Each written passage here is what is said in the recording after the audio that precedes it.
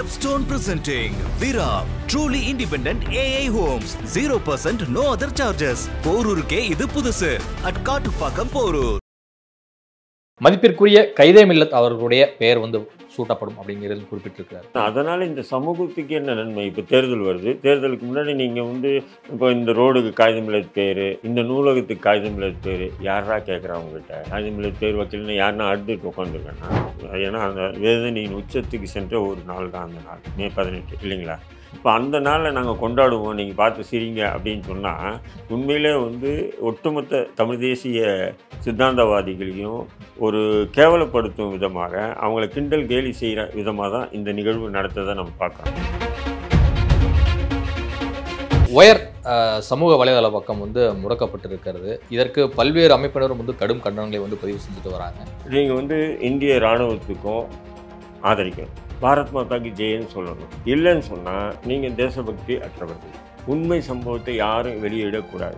இன்றைக்கி இந்த போரை யார் ஆதரிக்கிறாங்களோ அவங்க தான் தேச தியாகி. இந்த போர் வேண்டாம், ஏன் ரெண்டு தரப்புலையும் அப்பாவி ஏழை மக்கள் தான் ஏன் கொல்லப்படுறாங்க அப்படின்னு சொன்னீங்கன்னா நீங்கள் தேச துரோகி.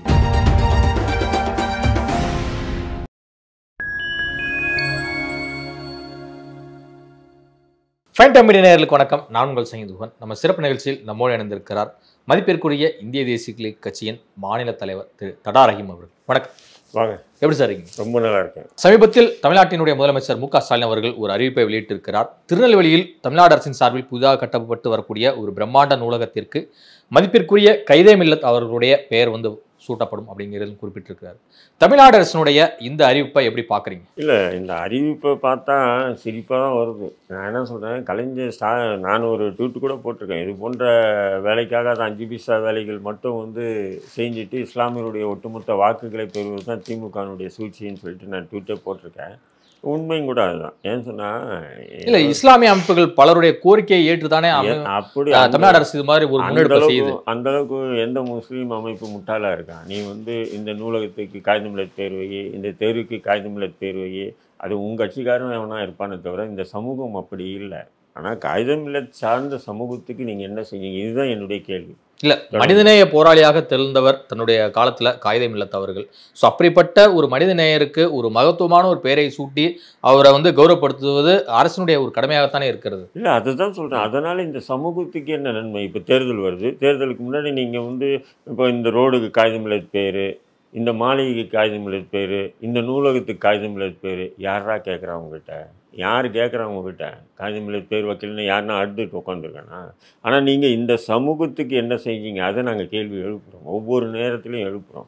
நாங்கள் 10 விழுக்காடுக்கு மேலே இஸ்லாமிய சமூகம் இருந்து கூட உங்கள் அப்பா என்ன பண்ணார்? அதாவது முன்னாள் முதல்வர் கலைஞர் 3% இடஒதுக்கீடை கொடுத்துட்டு இவ்வளோ தான் நீங்கள் இருக்கீங்கன்னு சொல்லிட்டு பொது தளத்தில் அசிங்கப்படுத்திய ஒரு கட்சி தான் திமுக. நல்லா புரிஞ்சுக்கணும். 10 பேர் இருக்கோம், 3 பொட்டலம் தின்னு கொடுத்துட்டு சாப்பிடுங்கன்னு சொன்னால் எப்படி இருக்கும்? புரிஞ்சுங்களா உங்களுக்கு? அது என்ன அர்த்தம்னு சொன்னால், இது சில இஸ்லாமிய தலைவர்கள் என்ன பண்ணிட்டாங்கன்னா, அது சரியான முறையில் உள்வாங்காமல் சூப்பர் கலைஞர் 3% கொடுத்துட்டா 3% கொடுத்துட்டா 3% ஒரே சந்தோஷப்பட்டு. புரியுதுங்களா? ஏன்னு சொன்னீங்கன்னா, அந்த பிற்படுத்தப்பட்ட பட்டியலில் பிசியில் பார்த்திங்கன்னா அது அது போட்டியாக அதில் தனியை பிரித்து 3% கொடுத்துட்டாரு. என்ன சொல்கிறேன்னா, நீங்கள் 10% இல்லை, 7% இல்லை, நீங்கள் இருக்குது 3% தான் அப்படின்னு சொல்லி இஸ்லாமியர்களை கொச்சைப்படுத்துகிற செயலை செஞ்சுருக்காரு. இந்த சமூகம் அதை அதை ஒரு பெருமையாக இன்ன வரையிலும் பேசிட்டு இருக்காங்க. இப்போ சட்டமன்றத்தில் கூட ஆளு ஷானவாஸாக இருக்கட்டும், இல்லை முஸ்லீம் தலைவர்களாக இருக்கட்டும், எல்லாமே கலைஞர் மாதிரி யார் இருக்கா அப்படின்னு சொல்லி கேட்குறாங்க. நான் கேட்குறேன், தமிழ்நாட்டில் அருந்ததி சமூகத்தை விட குறைஞ்ச எண்ணிக்கையில் இஸ்லாமிய சமூகம் இருக்குது. அருந்ததி சமூகத்துக்கு 3% கொடுத்ததில்ல, அதை விட அந்த அளவுக்கு தான் இஸ்லாமிய சமூகம் இருக்கா நான் கேட்குறேன். திமுக இதுதான் சூழ்ச்சி திமுக. ஆனால் அதேமாரி இதே 3% கிறிஸ்தவர்களுக்கு கொடுக்கும்போது கிறிஸ்தவர்கள் திருப்பி கொடுத்துட்டாங்க. ஏன்னா அவங்களுக்கு தெரியும், நம்ம பிசியில் இருந்தால் இதோட அதிகமாக நம்ம பெறுறோம், இவங்க தனி 3% கொடுத்து நம்மளை மட்டப்படுத்துகிறாங்கன்னா அவனுக்கு விவரம் பண்ண மாட்டாங்க, கொடுத்த அந்த ரிசர்வேஷனை திருப்பி கொடுத்தாங்க. ஆனால் இந்த இஸ்லாமிய தலைவர்கள், இந்த முஸ்லீம் லீக், இந்த தமுக சேர்ந்து என்ன பண்ணிட்டானுங்க, அதை ஏதோ பெரிய பொக்கிஷமாக வாங்கி நெஞ்சில் சுமந்துக்கிட்டானுங்க. இன்ன வரையிலும் அதுவும் ஒரு பெரிய பேசு பொருளாக இருக்குது. இல்லை 3.5% ரிசர்வேஷன் மூலியமா எத்தனையோ இஸ்லாமிய இளைஞர்களும் இளைஞர்களும் ஒரு நல்ல கல்வி வேலை வாய்ப்பில் முன்னேறி தானே யார் போயிருக்கா சொல்லுங்க? நீதித்துறையில் எத்தனை முஸ்லீம்கள் இருக்காங்க 3.5% அடிப்படையில்? இல்லை அரசு இப்போ எடுத்திருக்கக்கூடிய வேலை வாய்ப்பில் வந்து இப்போ திமுக ஆட்சியில் அரசு எடுக்கக்கூடிய வேலை வாய்ப்பில் 3% அடிப்படையில் இத்தனை இஸ்லாமியர்கள் இருக்காங்கன்ற ஒரு புள்ளி விவரத்தை வெளியிட சொல்லுங்கள், வெள்ளை அறிக்கை வெளியிட சொல்லுங்கள். அப்போ இந்த உள் இடஒதுக்கீடு என்பது இஸ்லாமியர்களுக்கு போதுமானதாக இல்லையா?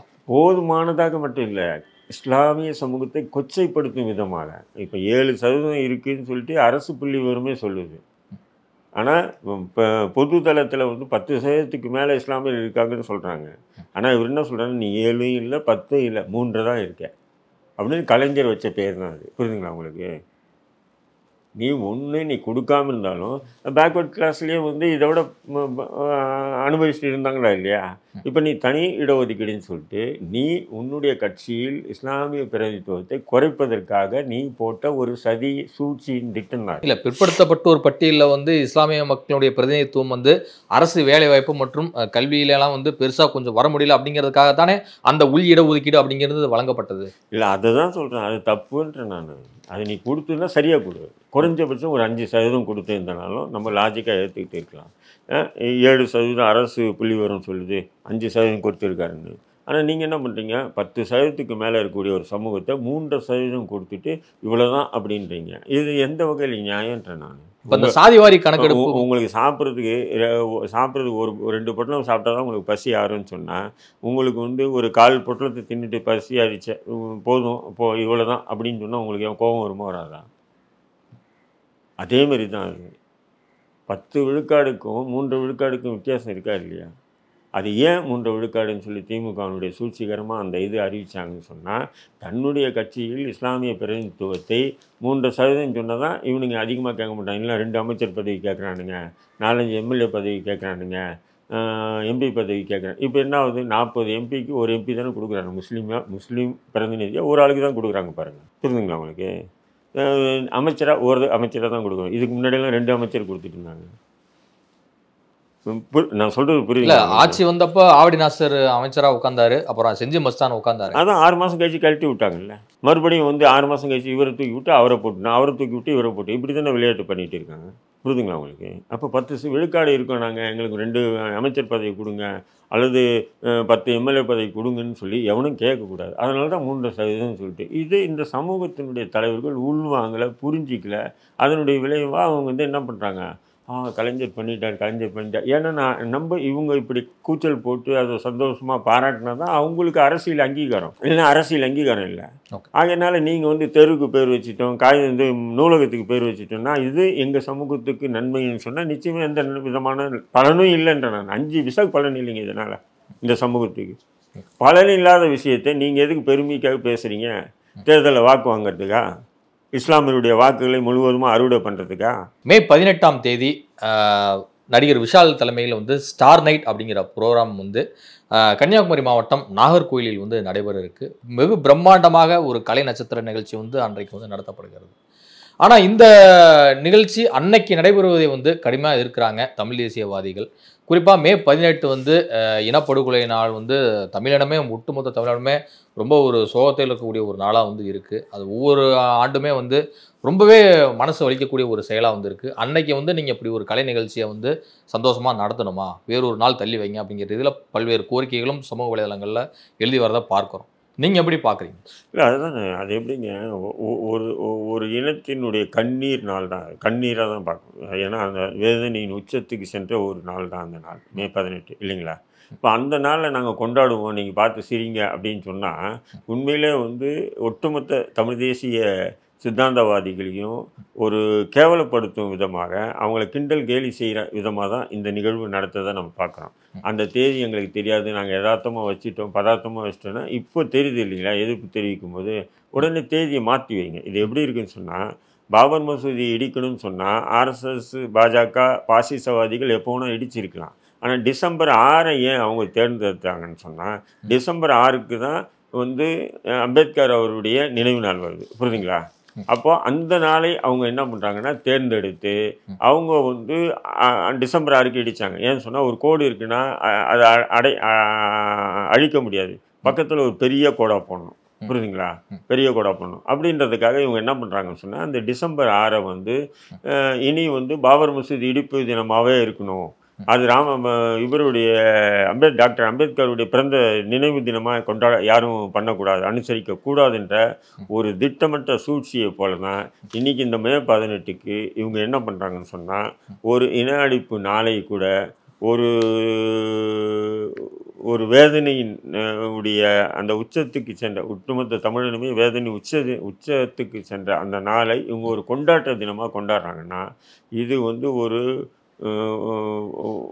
மிக மிக வன்மையாக கண்டிக்கக்கூடிய ஒரு செயல். இது சாதாரணமாக அந்த நாளில் வச்சிருக்காங்கன்னு நினைக்கிறீங்களா நீங்க? இல்லை, அப்படிதான் தெரியுது. இல்லை, எதர்ச்சியாக வச்சிருக்கலாம்ல அப்படி இல்லை, யதார்த்தமாக நீங்கள் வச்சுருந்தீங்கன்னா இப்படி எதிர்ப்பு வரும்போது நீங்கள் மாற்றிக்கலாம்ல, தேதியை முன்னாடி வைங்க இல்லை பின்னாடி வைங்க. இப்போ அந்த தேதியை குறிப்பிடுறது வந்து, ஏன்னா அந்த தேதி வந்து ஒட்டுமொத்த தமிழகமே வந்து அங்கங்கே வந்து அந்த அஞ்சலி செலுத்தக்கூடிய நிகழ்வுகள் நடந்த வண்ணமாக இருக்குது தமிழ்நாட்டில். 2009க்கு பிறகு தமிழ்நாட்டில் வந்து உலகம் முழுக்க வந்து அந்த மே 18, மே 17, மே 18 நாட்களில் வந்து பார்த்திங்கன்னா முழுக்க அஞ்சலி செலுத்தக்கூடிய ஒரு நிகழ்வாகவே இருக்கும். அந்த நேரத்தில் நாங்கள் வந்து சந்தோஷத்திற்காக மிகப்பெரிய ஒரு கொண்டாட்ட நாளாக வந்து கொண்டாடுறீங்கன்னு சொன்னால், அது ஒட்டுமொத்த தமிழ் தேசியத்தையும் தமிழர்களையும் தமிழ் சித்தாந்தத்தையும் கேளிக்கை செய்கிற விதமாக தான் அதை நம்ம பார்க்க முடியுமே தவிர அது சாதாரண கடந்துட்டு போக முடியாது. இல்லை, இந்த விழா வந்து நடக்கிறதே வந்து கன்னியாகுமரியில் இருக்கக்கூடிய சிவந்தி ஆதித்தனார் கல்லூரி திடலில் தான் வந்து நடக்குது. இல்லை, எங்கே நடக்கட்டும் குவன், எங்கே வேணால் நடக்கட்டும், சோசியல் மீடியாவில் வெளியே வரும் இல்லைங்களா? அப்போ அந்த நாளில் வந்து எல்லா இடத்துக்கும் ஒட்டுமொத்த உலகமே அதை ஒரு கண்ணீராக கொண்டாடி, அதாவது ஒரு அஞ்சலி செலுத்திட்டு இருக்கும்போது அதை வந்து ஒரு சந்தோஷமாக ஒரு நிகழ்ச்சி வந்து நடத்துகிறாங்கன்னு சொன்னால், இது எங்கே நடத்தப்படுது? தமிழ்நாட்டில் எங்கே? கன்னியாகுமரியில். அப்படின்னும்போது அப்போ உலகத் தமிழர்கள் மத்தியில் வந்து தமிழ்நாட்டில் வந்து இவ்வளோ கேவலமான செயலுக்கு கூட அனுமதிப்பாங்களா அப்படின்ற ஒரு எண்ணத்தை ஊட்டுமா இல்லையா? அது நீங்கள் வேறு எதுனா தேதியில் அறிவிங்க சொல்லுங்கள். இது வந்து தமிழ் தேசிய அமைப்புகள் சாதாரணமாக விடக்கூடாது.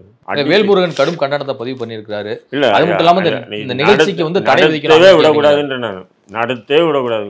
உள்ளே போகிறோன்னு அடித்து விரட்டி விட்டுன்னு சொன்னால் இன்னொருத்தான் இது போல் நாட்களை வந்து இதெல்லாம் பாசிசம். நான் அதான் சொன்னேன்ல, டிசம்பர் 6 வந்து டாக்டர் அம்பேத்கருடைய நினைவு நாளை மறக்கடிக்கப்படணுன்றதுக்காக தான் பாபர் மசூதி டிசம்பர் 6 தேர்ந்தெடுத்தான். ஏன் அவன் நினச்சிருந்த 5ஆம் தேதி உடைச்சிருக்கலாம், 7ஆம் தேதி உடைச்சிருக்கலாம், இல்லை 1ஆம் தேதி உடைச்சிருக்கலாம், புரியுதுங்களா? அவன் ஏன் அந்த தேதியை தேர்ந்தெடுத்தான்? அதேமாரி தான் இப்போ இந்த செயலை நீங்கள் பார்க்கணும். நீங்கள் மே 18 இந்த செயலை வந்து அதை வந்து ஒரு சந்தோஷமாக அவனுங்க கொண்டாடுறது வந்து அது உண்மையில் ஒரு வெறுப்பு உமிழக்கூடிய ஒரு விஷயம் தானே.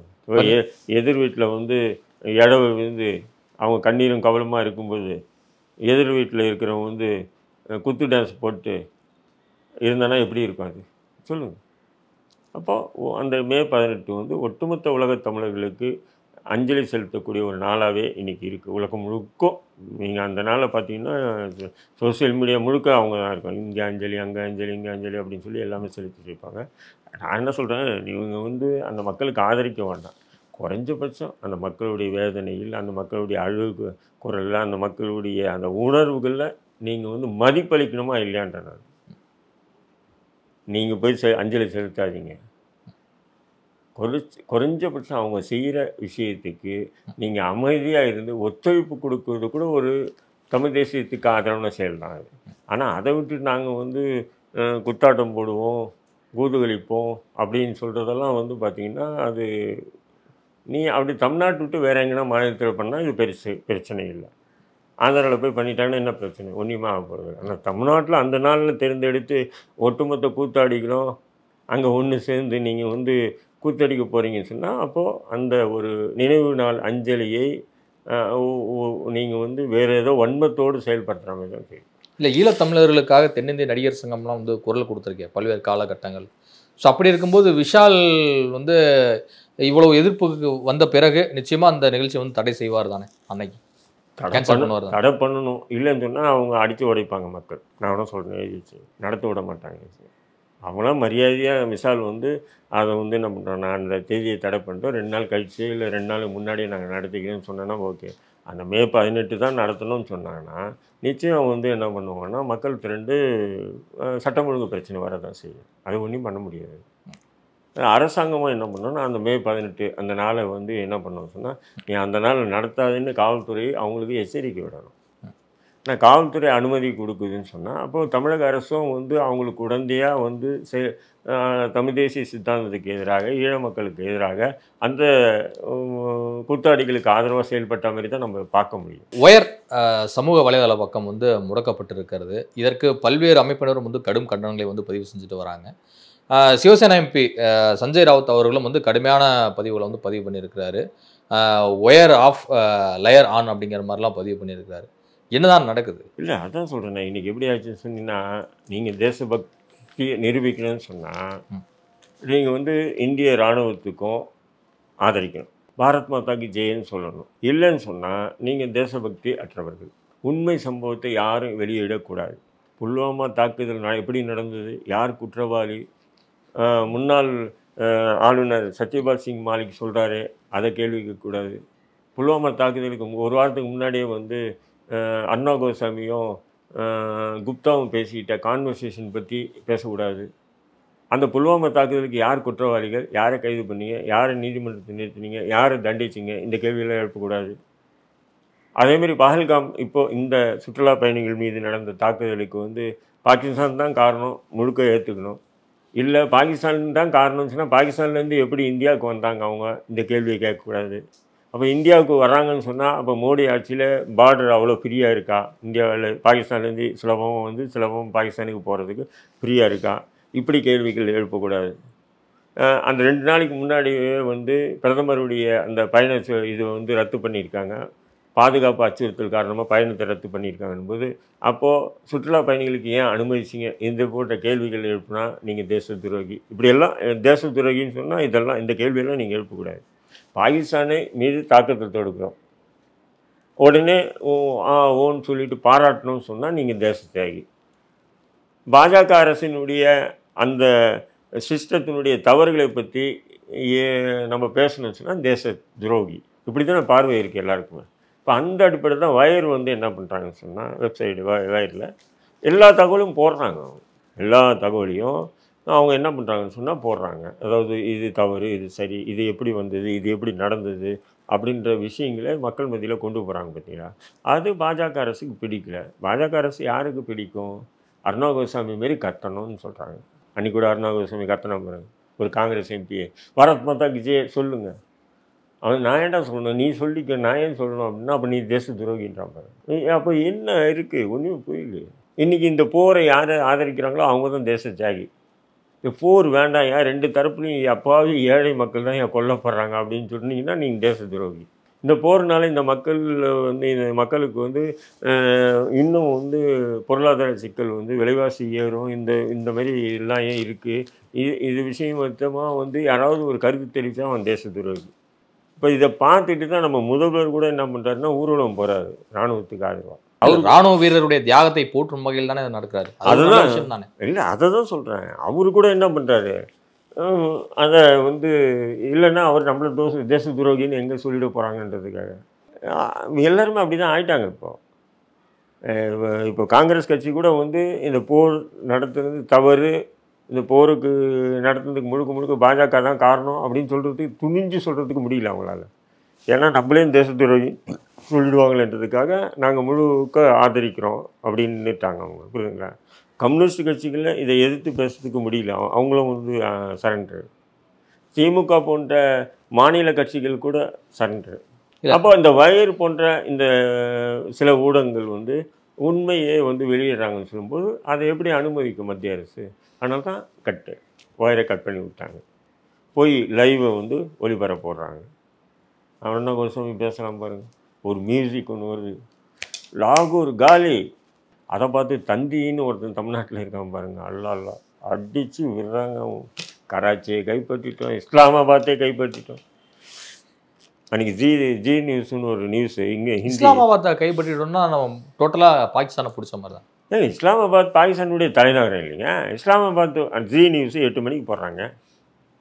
அதை வந்து பாகிஸ்தான்காரன் ஒருத்தன் வந்து லைவ் போடுறான். என்ன பண்ணுறான்னா பாருங்கள், ஜீ நியூஸ் இந்தியாவிலேருந்து ஒரு பொய்யம் பாருங்கள், அதாவது பாகிஸ்தானுடைய இஸ்லாமாபாத்தை கைப்பற்றிட்டேன்னு சொல்லி போட்டிருக்கான், நியூஸ் ஓடிட்டு பார்த்தீங்களா, இங்கே பாருங்கள் நான் வந்து இஸ்லாமாபாத்தை தான் சுற்றிட்டு இருக்கேன் டீ சாப்பிட்டுட்டு அப்படின்னு சொல்லிட்டு அந்த மக்கள் கூறுறது எல்லாத்தையும் போட்டு போகிறேன். அப்போது இந்த ஊடகத்தினால வந்து இது வந்து நம்ம இந்த பாகிஸ்தான் அந்த மக்கள் அந்த பார்வையில் பார்ப்பாங்க, இந்திய மக்கள் நம்ம இந்த பார்வையில் பார்ப்போம் இல்லைங்களா, உலக மக்கள் என்ன பார்வையில் பார்ப்பாங்க. அப்போது அத்தனையும் வரக்கூடிய செய்தி பொய்ன்னு தான் சொல்லுவாங்க. ஏன்னா எந்த ஒரு நாட்டில் இப்போது காசாவாக இருக்கட்டும் இல்லை உக்ரைன் ரஷ்யா போராக இருக்கட்டும், நம்மலாம் கடந்து போகிறோமா, பார்க்குறோமா இல்லையா, எந்த செய்தி என்ன ஆகுது, உக்ரைன் வந்து எவ்வளோ தாக்குதல் தொடுத்திருக்கான் அல்லது ரஷ்யா எவ்வளோ தாக்குதல் தொடுத்திருக்கான், எந்தெந்த விதமான விமான இது போர் வந்து நிறுத்தப்பட்டிருக்கு இல்லை, இப்போது நிறுத்தப்பட்டிருக்கு. ஆனால் நம்ம பார்க்குறோமா இல்லையா. இப்போ உலக மக்களில் 60 விழுக்காடு மக்கள் எந்த நாட்டுக்கு எந்த பிரச்சனை வந்தாலும் அந்த செய்திகளை உன்னிப்பாக கவனிப்பாங்க. அப்படிங்கும்போது தகவல்களை நீங்கள் இந்திய ஊடகங்கள் இந்தியாவுக்கு ஆதரவாக தான் இருக்கணும். அதுக்குன்னு இப்படியெல்லாம் பொய்யே அள்ளி வீசக்கூடாது இல்லையா. அப்போ இந்த வயர் போன்ற சில மீடியாக்கள் வந்து அதை வந்து என்ன பண்ணுறாங்க, அம்பலப்படுத்தும் போது அவங்களுக்கு மத்திய அரசு வெட்டு. சமீபத்தில் மக்கள் நல்வாழ்வுத்துறை அமைச்சராக இருக்கக்கூடிய அமைச்சர் மா சுப்பிரமணியன் அவர்களை வந்து 23ஆம் தேதி கோர்ட்டில் நீங்கள் ஆஜராகி ஆகணும் அப்படிங்கிற ரீதியில் வந்து கோர்ட் உத்தரவிட்டிருக்கு. எதற்காக அப்படின்னா நில அபகரிப்பு புகார் தொடர்பாக ஆஜராகணும் உத்தரவிட்டிருக்கு. அவங்க துணைவையாரும் ஆஜராக சொல்லி உத்தரவிட்டிருக்காங்க. இதை பற்றி நீங்கள் என்ன நினைக்கிறீங்க? இல்லை, அமைச்சராக இருந்துட்டு இப்படி நீதிமன்றத்தில் ஆஜராகணும்னு சொன்னால் அப்போ அவங்க அட்ராசிட்டி பண்ணி ஏதோ ஒரு இது பண்ணாமல் வந்து, ஏன்னா இவங்கெல்லாம் சாதாரண உங்களை மாரி என்ன மாரி இருந்து நீதிமன்றம் இப்படி ஆஜராகப்படுத்த சொன்னாங்கன்னா அதிகார வர்க்கங்க, நாங்கள் என்ன பண்ணுறது, நாங்கள் அப்பாவிங்க, இருந்தாலும் அதிகார வர்க்கம் எங்கள் மீது இப்படி ஒரு வழக்கு போட்டு எங்களை கோர்ட்டு கேஸ் அலைவிக்குது.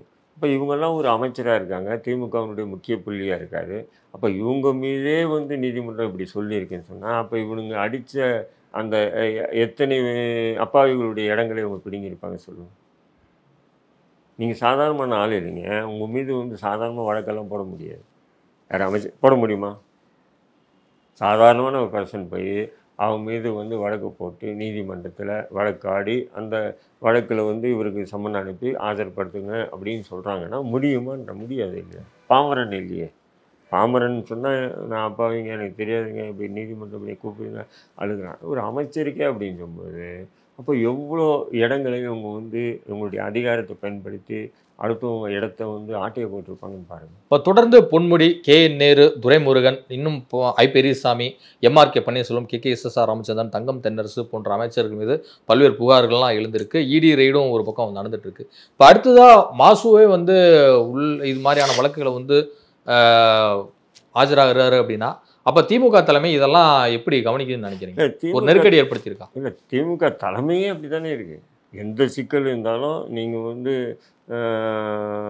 காசா கிராண்டுக்கு கொடுத்தீங்கன்னா கிளியர் ஆகிடும். காசா கிராண்டா என்னது, காசா ஸ்கொயர் ஜி ஸ்கொயருக்கு எந்த இடம், இப்போ எந்த ஒரு ஏக்கர் இடம் இருக்குது, ஆனால் சில பல சிக்கல் இருக்குது, அதெல்லாம் பரவாயில்ல நீங்கள் கொடுத்துருங்க நாங்கள் பார்த்துக்குவோம்.